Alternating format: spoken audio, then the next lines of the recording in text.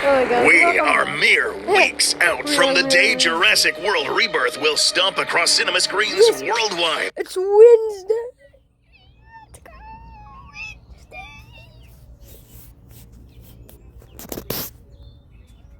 So yeah. And the latest trailer has only promised more chills, more thrills, and more intrigue than the first. Have you seen the new T-Rex design, guys? Look at that. Go back.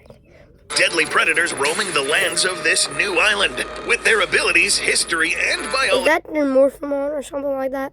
On full display before we get to see it on display terrorizing the human cast in a bid to put them 6 feet under. After all, on this island, survival is a long shot. To begin, let's start with the T-Rex. At first glance, this latest Tyrant Lizard King doesn't look too extremely different from the individuals we saw previously in the franchise. But on closer inspection, there are some subtle differences that might make all the difference on what separates this T-Rex from the other in-gen clones. Sporting a bulkier frame more in line with the true-to-life tyrant reptiles, this Tyrannosaurus might realistically be the heaviest one seen yet. We still don't know about the official stats for this individual, so some surprises could absolutely happen. But when put at the same length, it is noticeably wider and sports more soft tissue padding and muscle than even the 4 Tyrannosaurus we saw in the first trilogy, and Rexy when she bulked back up again for Dominion. Now, we did see a few folks pushing out the idea that this T-Rex... I read the Jurassic Park novel. It's giving back some memories, guys. Is colossal, and we don't blame them. Our animation team, out of curiosity, placed our own 3D model of this new T-Rex and scaled it to proportion to this shot. While scaling a human taking into account the distance between the two, the result did indeed yield a T-Rex of outlandish proportions, more akin to the Super Rex we talked about in a It's ginormous! previous video. Now, this is very likely an example of how the animators and VFX artists will increase the size of a creature to make a shot look good.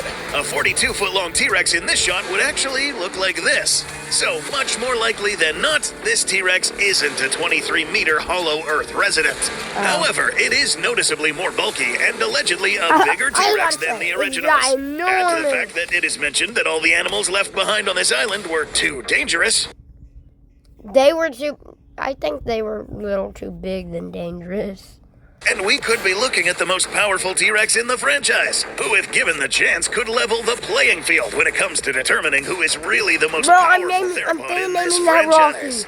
This added bulk might help out in another curious behavior this individual showed off, given we see this Rex pursuing the Delgado family past the water's edge and submarining their way down the river to pursue their raft. This kind of sequence famously was planned all the way back in the original movie, having been one of the first scenes storyboarded since it was probably one of the most famous action sequences out of the novel. However, there were concerns in production that the CGI wouldn't hold up well around the moving water, and there was a serious safety hazard if the liquids affected the animatronic. Sadly, this meant that the sequence had to be cut, though it would inspire the famous theme park ride where the Tyrannosaurus is the final threat, making a lunge for the raft in the finale. Oh, I read that one. I read that one before. It's so cool. Incarnated in the Lost World video game before it got to appear in another form, where Stan Winston had years more experience to create the most powerful animatronic he had ever made in JP3's Spinosaurus, who finally got the job done. The third movie's river sequence makes perfect sense in hindsight, given the water-loving habits of the Saharan sailback. They actually made a life-size dinosaur for that. Well, Tyrannosaurs weren't exactly prone to living in the water. The Hell Creek Formation... It's from, like, Planet of the Dinosaurs. Not Planet of the Dinosaurs, I forgot, but I did watch this episode of this show right here. Did have ample floodplains, rivers, and coastal islands after all. We haven't seen any in the franchise taking to water quite like this outside of the novels. And not just swimming after or fishing for prey, but striding into the water to pace across the bottom. Denser-bodied animals have a lot easier of a time pulling off this maneuver. From Planet of the Dinosaurs. It's walking with the dinosaurs. Yeah, I got it.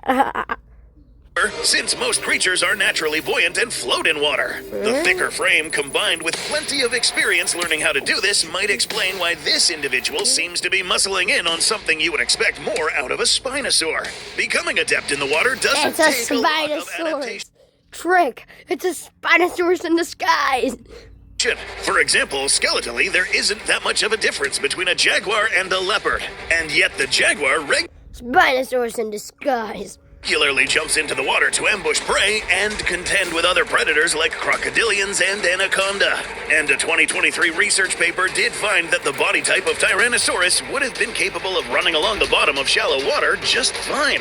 This might have even been a valid strategy to chase after shorter prey that couldn't wade as well, be it ambushing hadrosaurs near the river or I played Ark yesterday and I killed one, so I'm really as bad as Tyrannosaurus Rex. chasing down a raft before it gets too close to deeper water where the even bigger predators roam. With this kind of build, prominent stripes, an appetite for trying to eat anyone of any age group, and a fondness for water, Rebirth's Tyrannosaurus seems to be taking some cues from Dr. Crichton's original novel. They may not have red scales and a grasping extendo tongue, but there is some similarity there all the same. Rexy's novel counterpart doggedly went after the humans multiple times. If her spiritual successor is following in those big footsteps, we hope this exciting waterside sequence isn't the only look we will get at this new Rex. The rest of the trailer gave us some new looks at the Titanosaurus, possibly sporting frills that can be extended or retracted if they didn't get a facelift. Some other shots of the overgrown sea lizard making us wonder if the new Mosasaurus is going to make the one from the prior trilogy look small. And seems like we got some dragons. Okay, so we at the channel also heard It's me, guys. the hearsay about the winged raptors on some of the chatter leaking out about the upcoming movie, and frankly didn't know what to expect. After all, real-life raptors really did have wings, and plenty of them probably did use those wings for everything from balance to gliding, swimming, and yes, maybe even some amount of flight. This, however, was something we were simultaneously expecting and surprised about.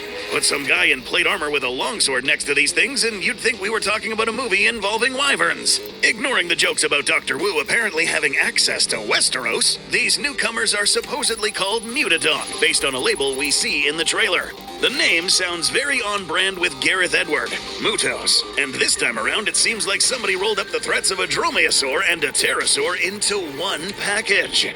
Might these creatures be the shot of raptor feet we saw in the first trailer? It's possible, but doesn't seem to be the case unless they changed the CGI. This CinemaCon poster starring Johansson's character Zora faced with a raptor-like foot has our attention. However, the visible sores and unusually long, thin toes and claws on this limb don't match up to the classic-styled raptors. And given Zora is the character menaced by the Mutadons the most in the trailer, it's fair to say this sickly foot belongs to one of these unstable hybrids. We know from expensive merchandise and character art that raptors of some form, more closely resembling the variety from the third movie, are going to be in the film somewhere. So, more classic-style raptors might appear in the movie, possibly even squaring off with their mutant counterparts on screen or in the next Evolution video game. Because they jumped the original Spino. They jumped him. So, yeah. Still, attacking the cast inside abandoned ruins is definitely bringing a lot of memories involving what went down on Site B in 1997 to mind. Perhaps someone thought the type of animal numerous groups would try to make into trained attack beasts needed some vertical superiority.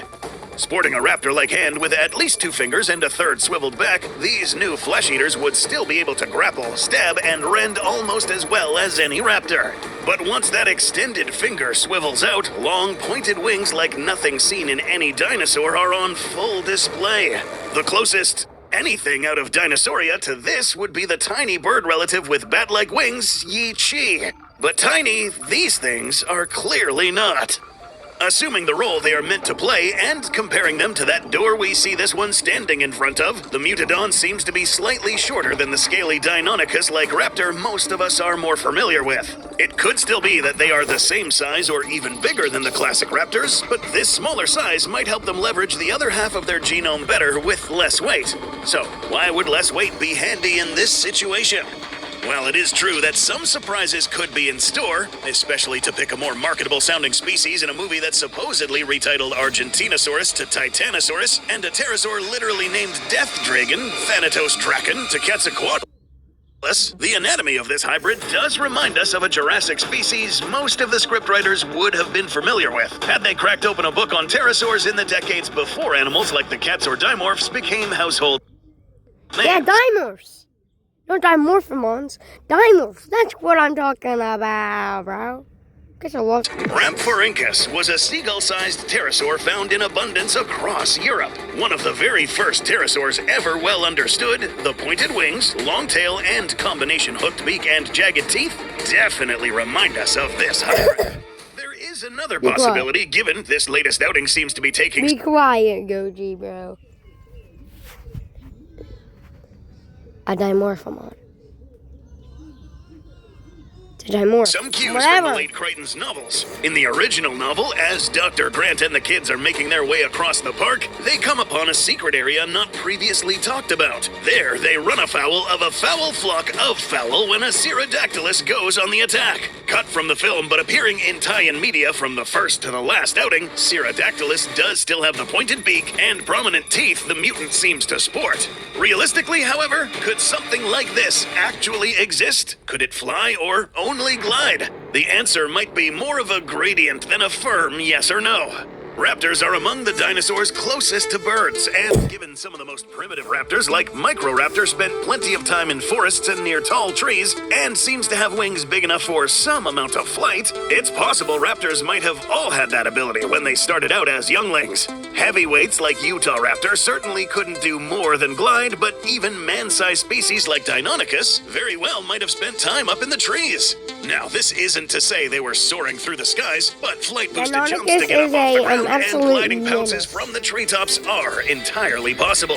Feathery wings might not work quite the same way as pterosaur wings, but there could be some congruency there. One of the biggest hurdles would be literally taking the hurdle to get off the ground, however. One of the reasons pterosaurs could grow to such a huge size and still fly easily was because they were actually quadrupeds. Able to use their arms as their biggest set of legs, this meant adding more muscle and bone mass to their upper body for a better vault, and takeoff also meant giving them bigger and stronger flight muscles to keep airborne. Birds, as theropod dinosaurs, however, are more or less locked into being bipeds. With maybe one or two exceptions, theropods just aren't built to hold up their own weight with their arms. For flying theropods, however, this means that the set of limbs they need to use to run to get a kickstart for flight are not the same limbs they're going to be flying with. Adding more weight to the legs for a stronger takeoff and jump just means more weight to carry around while flying. Add in a long tail that's going to produce a lot of drag, and something shaped like these hybrids probably would have a much harder time staying airborne than a pterosaur of the same size. If this raptor was indeed capable of flight, it should more or less be shaped like this. Wider chest and more wing surface area to create enough downward force to push the raptor upwards. Shorter, less heavier legs, and a shorter tail. We do think, however, that these things will be able to at least glide a good distance. No point in adding wings to these animals if they aren't going to be showcased gliding from point A to point B. Still, regardless of if they can only glide, fly in short bursts, or take to the skies, we're happy to see the carnivore carnage coming in all matters of scale this time around. And speaking of mutants, we got a bit of new insight on the drex, and we also know its full name, Distortus Rex. Of all the terrors in the new trailer, it is still impressive that it is the drex that continues to steal the show. Previously on the channel, we analyzed what little we had to go off of for this monstrous mutant, and we were happy to see a good chunk of the speculations we had held up pretty well.